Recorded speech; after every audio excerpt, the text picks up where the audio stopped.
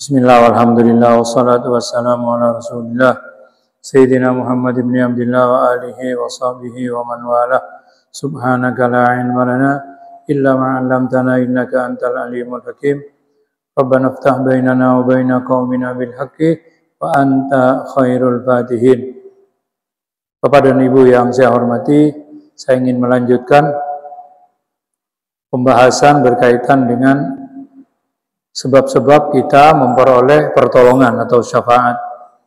Yang pertama baca Quran, sudah. Yang kedua puasa. Yang ketiga salat jenazah atas mayit. Yang keempat mengikuti bacaan azan, baca selawat dan berdoa doa setelah azan. Yang kelima sekarang. Yang kelima itu adalah orang yang mati syahid di jalan Allah Subhanahu wa taala.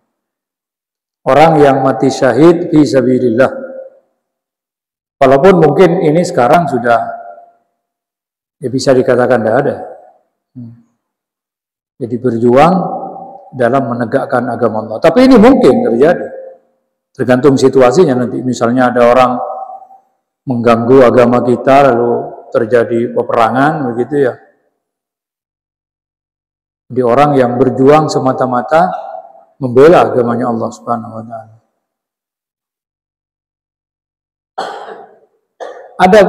Ada beda. Jadi kalau bacaan Quran itu kan berkaitan dengan bacaan Quran. Jadi yang menolong kita itu bacaan Qurannya. Ya. Puasa yang menolong kita itu puasanya. Sekali lagi saya ingin mengulang-ulang itu atas izin Allah. Karena nanti takut ada yang protes. Gitu ya. Salat jenazah gitu ya. Itu doanya gitu ya. Doa orang yang mensolati yang kesemuanya itu beriman kepada Allah, tidak mensekutukan Allah. Jumlah yang mensolati ada riwayat mengatakan 40, ada yang mengatakan 100. Gitu ya. Yang keempat adalah mengikuti bacaan azan, salawat dan doa. Nah, yang kelima ini adalah orangnya. Orangnya. Melun sebelun ini kan berkaitan dengan bacaannya atau amaliyahnya, puasa misalnya, gitu ya. Ini yang kelima ini adalah orangnya. Orang yang mati syahid, orang yang mati syahid, jadi orangnya ini. Ya. Dia bisa menolong 70 orang dari keluarganya. Nah, ini bedanya. Kalau yang lain mungkin pertolongannya itu bisa kepada siapa saja. Tapi yang ini tidak. Jadi satu orang yang mati syahid, orang itu dapat menolong 70. Ya. 70 orang dari keluarganya.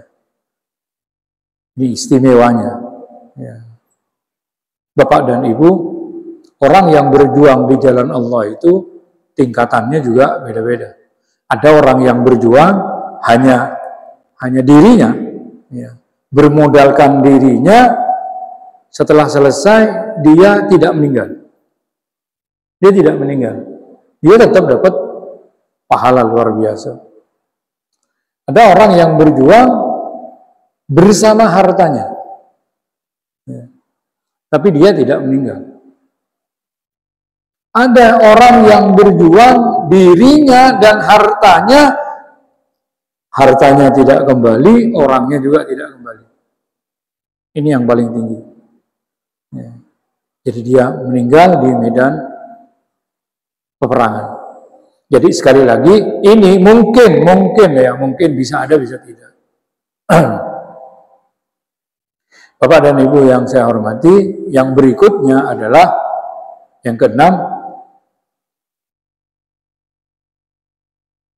banyak baca sholawat. Bapak dan Ibu, bacaan sholawat itu memang dianjurkan. Ada tempat-tempat yang harus kita baca sholawat.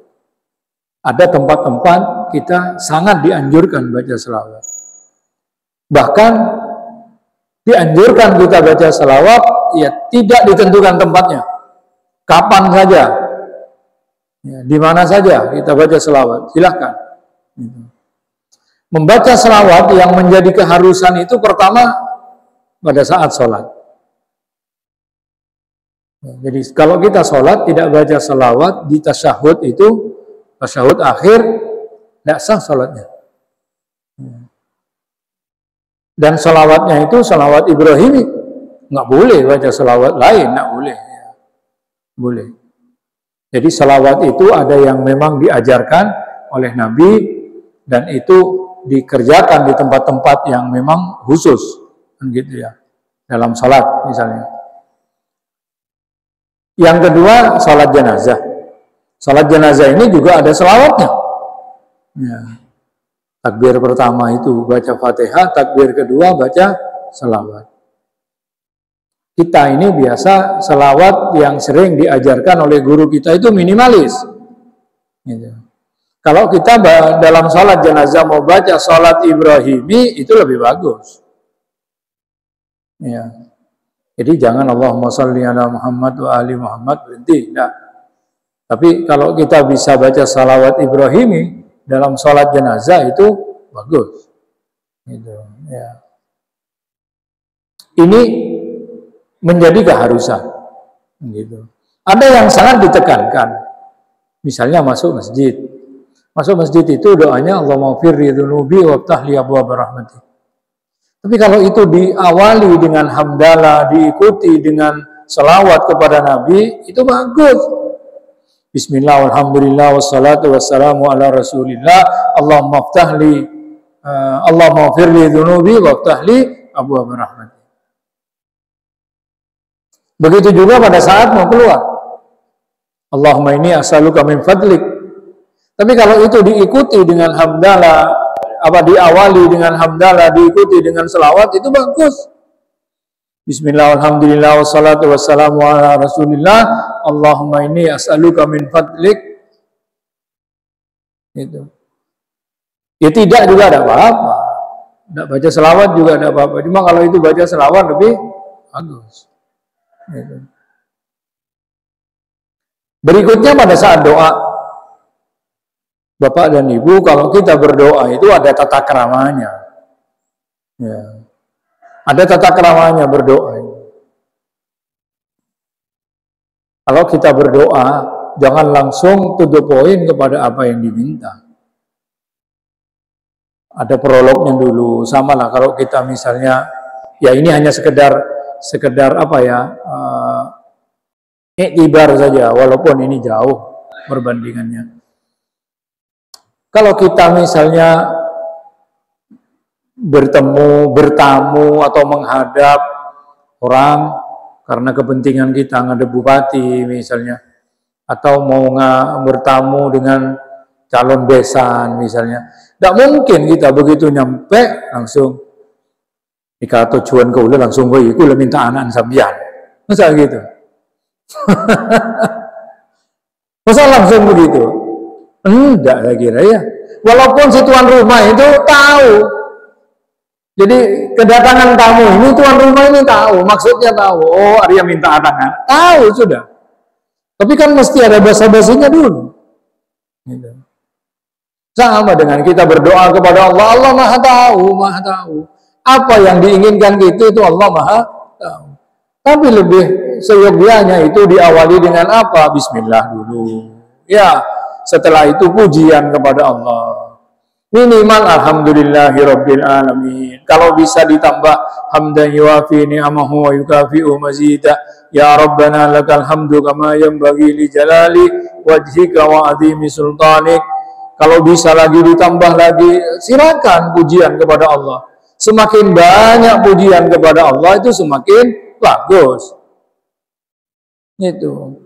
Kalau kita kan enggak, kita lebih banyak doanya daripada mujinya. Setelah itu baru baca selawat. Diikuti dengan selawat. Baru kepada apa yang menjadi permintaan kita. Begitu selesai, ya juga sama. Ikuti dengan selawat, diakhiri dengan hamdalah. Kan gitu. Sallallahu ala sayyidina Muhammad wa ala alihi wa sahbihi wasallam walhamdulillahi rabbil alamin. Gitu. Itu namanya tata keramanya. Tidak harus, tapi sangat dianjurkan gitu ya. Jadi jangan langsung-langsungan Bapak dan Ibu yang saya hormati.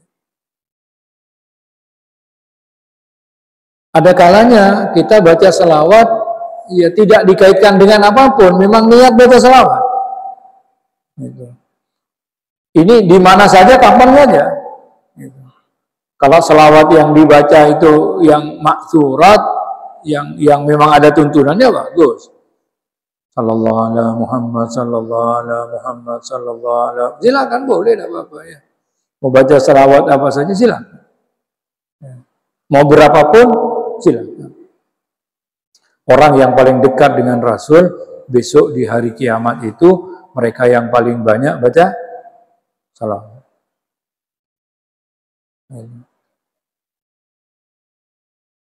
Dari beberapa penjelasan itu, Bapak dan Ibu yang saya hormati, semuanya itu harus berdasarkan kepada apa?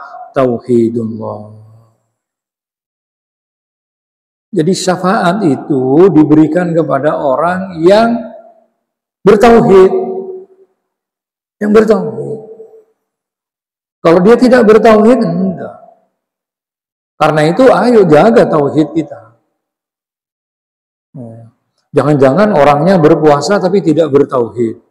Jangan-jangan orangnya gemar baca Quran tapi tidak bertauhid. Kan gitu ya? Jangan. Jangan-jangan orangnya itu melaksanakan sholat jenazah tapi tidak bertauhid. Jaga tauhidnya maksudnya. Karena tauhid ini harus murni. Nggak boleh tauhidnya 90%. Nggak boleh, Pak. Lalu yang 10%-nya apa? Kalau tauhidnya cuma misalnya 90%, 10%-nya apa? Enggak boleh, enggak boleh. Ya. Rasulullah sallallahu alaihi wasallam bersabda, "As'adun nasi bi syafaati yaumal qiyamah man qala la ilaha illallah." Paling beruntungnya orang untuk memperoleh syafaatku kelak di hari kiamat adalah orang yang berkata la ilaha illallah. Makanya banyak orang berusaha, kita semua berusaha untuk menjadikan kalimat ini akhir kehidupan. Akhir kehidupan. Makanya kalau ada orang mau meninggal itu dituntun dia untuk bisa baca la ilaha illallah. Karena orang yang meninggal membawa iman, maka dia tidak akan kekal di neraka. Dan ini macam-macam syafaat. Jadi di antara macam syafaat itu adalah orang yang masuk neraka tapi dia tidak kekal di neraka. Siapa itu? Orang yang meninggal dengan membawa iman. Untuk bisa di akhir hayat itu mengucapkan la ilaha illallah, ya hayo harus ada pembiasaan. Loh, kalau kalimat ini tidak pernah kita baca atau jarang kita baca, kalimat-kalimat thayyibah ini jarang kita baca, dikhawatirkan nanti berat. Berat, makanya karena abaan sudah di akhir-akhir finish itu, akhir-akhir last time sudah mau meninggal, berat dia. Itu.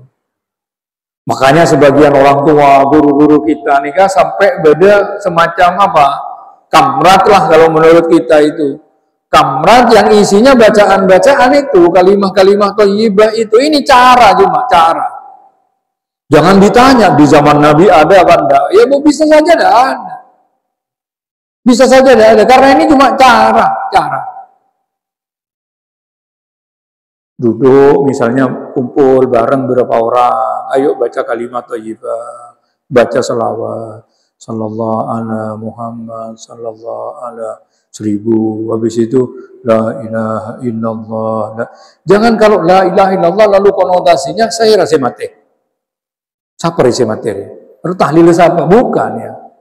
Jangan itu konotasinya. Enggak. Jadi kalimat la ilaha illallah ini memang dianjurkan kita ini. Jadi kalau bisa ayo latihan agar terbiasa nanti. Gitu. Nah, sekarang ini ada orang misalnya kalau sudah memasuki masa tua itu ipanku tasbih. Ipanku tasbih. Bagus itu, tidak apa-apa karena ini cara, ini alat cuma. Ipanku tasbih suruh apa? Suruh zikir-zikiran. Kan begitu. Suruh zikir dia. Nah, kalau dia membiasakan diri zikir kan bagus. Apa yang dibaca? Misalnya baca la ilaha illallah, la ilaha. Enggak apa-apa. Gitu. Jangan usia sudah semakin tua, semakin jauh dari Allah. Usianya semakin tua, semakin tidak ingat untuk berzikir kepada Allah. Enggak. Walaupun yang muda juga tidak ada jaminan. Gitu. Nanti kira yang muda itu ungkok ya abid kok. Rugel. Enggak ada jaminan, enggak ada jaminan. Cuma kalau sudah memasuki usia tua, ya seyogianya lah, kan gitu. Jadi tidak apa-apa. Jadi ada sesuatu itu yang hanya metode saja, cara kita saja. Ya usah dibahas terlalu jauh. Ini ada enggak di zaman Nabi? Ini dikerjakan enggak oleh para sahabat? Enggak harus nunggu itu, karena ini cuma apa? Cuma cara. Gitu. Asalkan ini ya dipahami gitu bahwa ini cara saja cara. Ya. Itu beberapa amalan yang menjadi sebab kita mendapatkan syafaat. Mudah-mudahan ini bermanfaat.